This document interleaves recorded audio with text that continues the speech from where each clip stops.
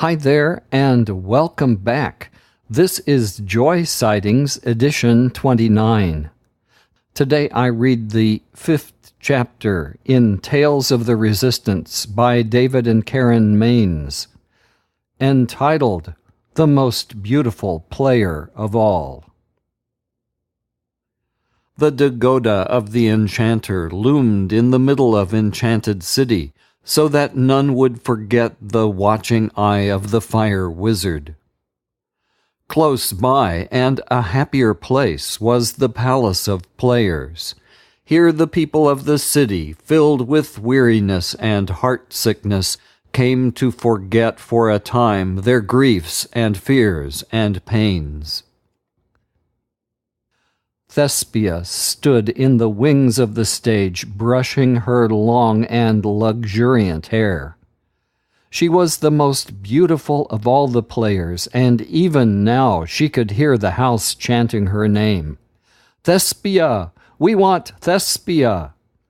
Many suitors sought her hand, but she turned them all away.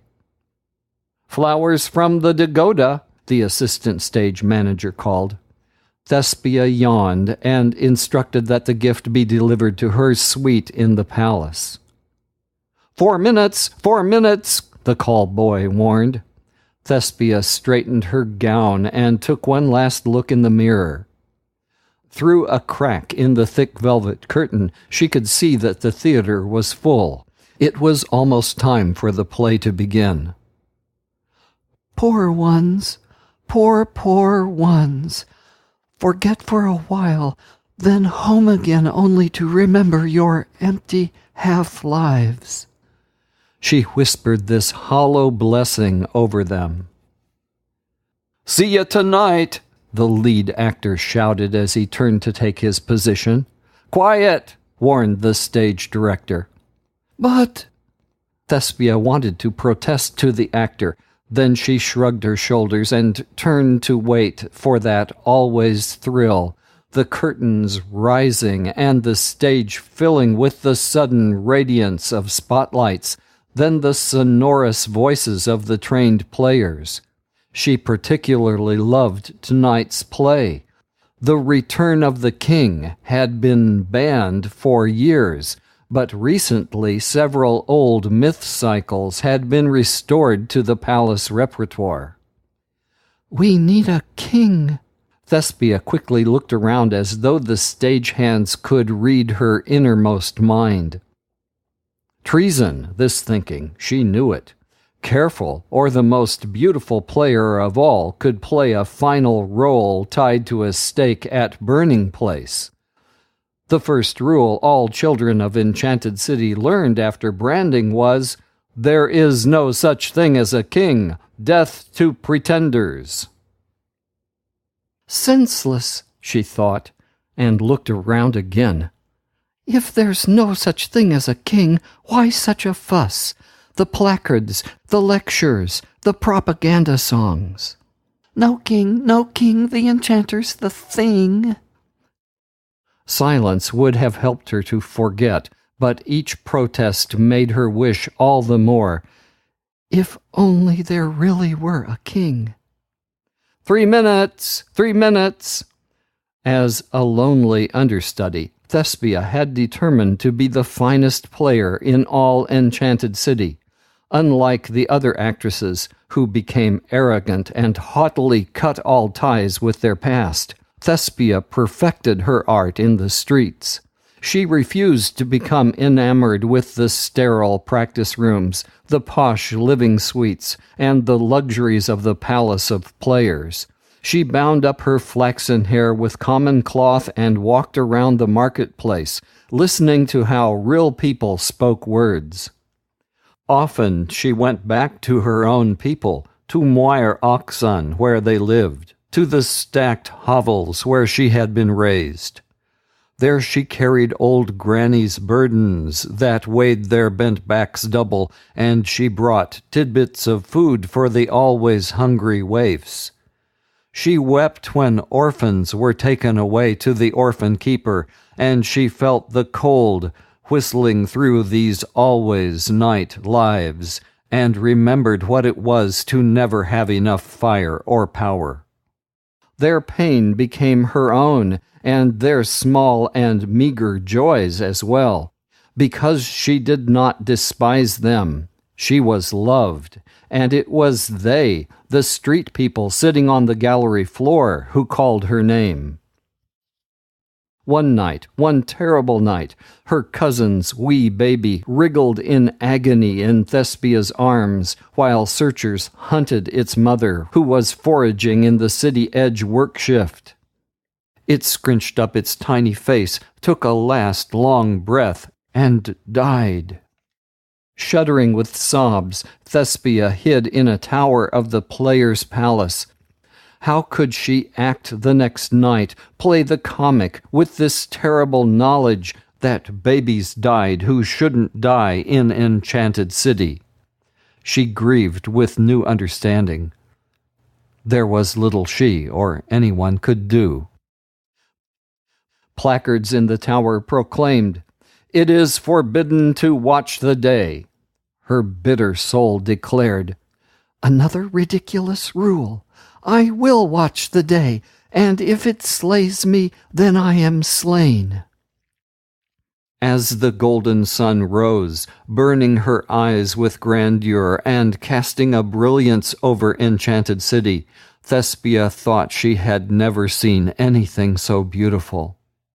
That moment of magnificent beauty marked her soul as truly as the branding iron had marked her body. She thought, "There must be more. This beautiful light must mean that there is a better life." This was the moment she resurrected whenever she stepped on stage, whether it be for ordinary performances or for gala premieres or for command entertainments at the Dagoda. The light rising, shining gloriously over the city. That memory filled her with special power. In time, Thespia had become what she vowed to be, the greatest player of all. The simplest twist of her wrist, a motion of her hand, the arch of her eyebrows, one half-turn of her slender waist left audiences amazed and delighted. Thespia took deep breaths to calm her familiar stage anxiety. "Orchestra! And beginning!" There was a backstage scurry as actors and actresses took their positions. Stage left, stage center, then a pounding. The 1-minute signal, then the house lights dimming, then a hush as the audience quieted, then the lovely melody of an ancient hymn as the violins began their lilting music. Thespia loved the words of this overture.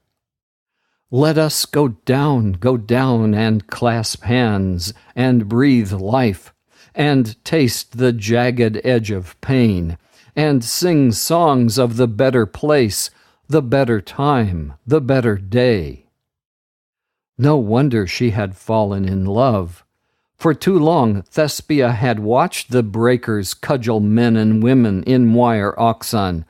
For too long she had heard the chilling moan of the naysayers in the wind of winter's night. "Nay, nay, nay, nay, nay, nay, nothing can be done, nothing will be done, nay, nay, nay." Thespia had fallen hopelessly in love with the king. Oh, not the actor king, though he was handsome and her ardent admirer, but the mythical king of the play, the one who was strong but not brutal, who could laugh with joy and weep with freedom, who never leered at beautiful women, who told stories to children and gentled the fears of the old, whom the young men followed because he was the bravest of all, and who found beauty in the ugly, and whose very words spoke hope. So the flowers wilted, the love suits went unanswered, and Thespia convinced all in the Dagoda that she was passionately devoted to her art alone. And every time she acted in The Return of the King, It was like falling in love all over again. "Psst! Thespia!" the prompter hissed. "Entrance!" She stepped onto the stage, her hair tumbling in captured stage light, glowing like a halo. There was a gasp from the gallery and applause from the boxes. She closed her eyes and evoked the memory of the roseate sun rising, and stood shimmering beneath the overhead spotlights. "Oh, we are mortals and have forgotten how to laugh. Who will show us where laughter is hiding?" Thespia's lashes glistened with tears because it was true, so true. Perhaps Thespia's power came from the gallery, from the men and women and children sitting on the floor and wearing ragged, tattered clothes. They too wondered where the laughter had gone. Most players acted to the boxes, to the rich patrons dripping with furs, sitting in plush chairs, their stomachs full. But Thespia played to the floor, to the people. She looked at them with pity. Eager, the whole mob lifted their heads to the stage lights, their mouths open, their eyes wide with wonder.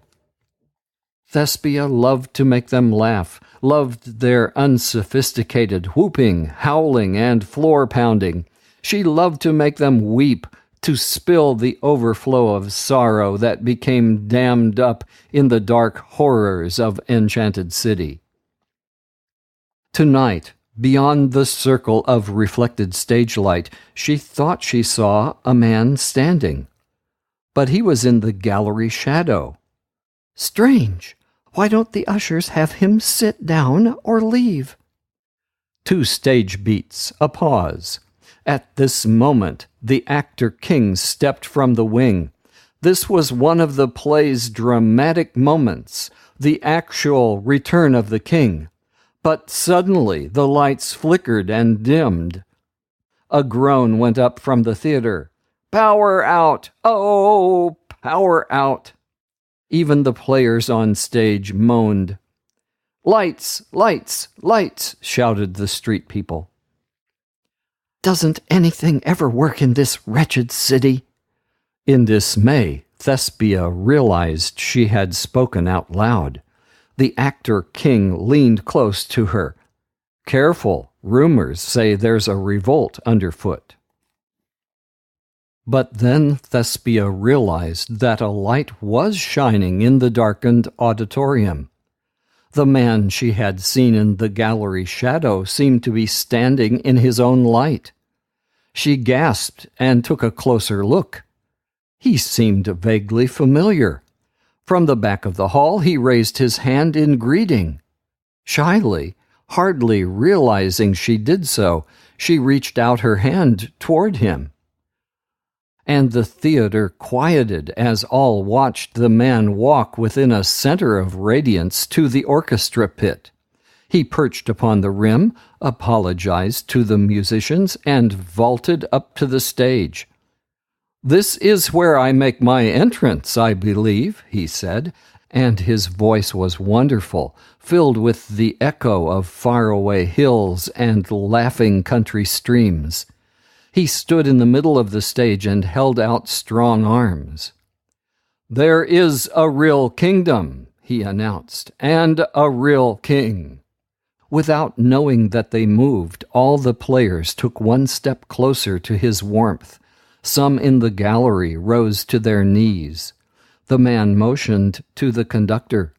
"Music," he said, and the orchestra began to play. "Up tempo!" The beat quickened in the percussion section and wound its way in and out among the street people whose feet began to tap. "In the kingdom of light there is no night," and the man smiled at the gallery, at all in the house, and at the players on stage. The beat waltzed its way to the tiers of boxes, and even a few of the wealthy patrons began to clap. "Ta-dum, ta-dum, ta-da-dum." The man chanted, "In the kingdom of light the day shines bright." The music was infectious.